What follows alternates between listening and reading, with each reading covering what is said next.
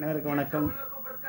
இன்றைக்கு தமிழ்நாட்டில் திராவிட முன்னேற்றக் கழகத்துடைய இந்த பொற்கால ஆட்சியை மக்கள் அனைவரும் வரவேற்கிறார்கள், ஆதரவு தருகிறார்கள், வாழ்த்துகிறார்கள். ஒவ்வொரு நலத்திட்டத்தையும் தளபதி அவர்கள் மிகவும் பயன்பெறுகின்ற வகையில் ஏழை எளிய மக்கள் அனைவரும் பயன்படுகின்ற வகையில் சிந்தித்து செயல்பட்டு ஒவ்வொரு நலத்திட்டங்களையும் கொண்டு வந்து மக்களிடத்தில் சேர்த்திருக்கின்றார். அவருடைய அனைத்து நலத்திட்டங்களும் இன்றைக்கு தமிழ்நாட்டிலே மாபெரும் வெற்றி பெற்றிருக்கிறது.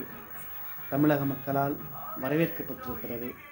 இந்த நல்லாட்சிக்கு அனைவரும் ஆதரவு தந்து வருகின்ற 2026 மாபெரும் வெற்றியை இந்த இயக்கம் பெறும் என்பதில் எந்த மாற்று கருத்தும் இல்லை.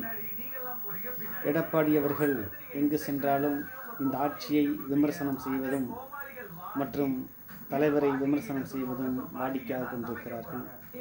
அவருடைய பேச்சை, அவருடைய இந்த விமர்சனங்களை எல்லாம் தமிழக மக்கள் உதாசீனப்படுத்துவார்கள்.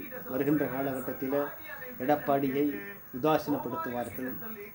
இந்த தமிழ்நாட்டு மக்கள் எடப்பாடிக்கு குட் பை சொல்லுவார்கள் என்பது எந்த மாற்று கருத்தும் இல்லை. எடப்பாடியினுடைய துரோகத்தின் மேல் துரோகம் செய்து இன்றைக்கு அதிமுக அழிகின்ற விளிம்பு கட்டத்திற்கு சென்று விட்டது.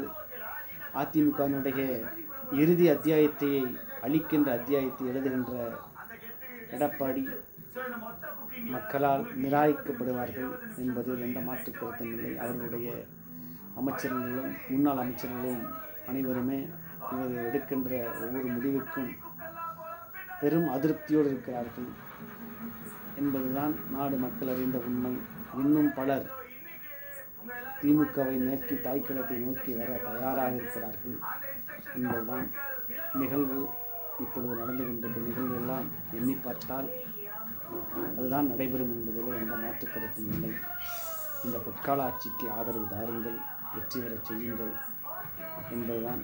234 தொகுதியிலும் திமுக வெற்றி பெறும் என்பதில் எந்த மாற்று கருத்தும் இல்லை.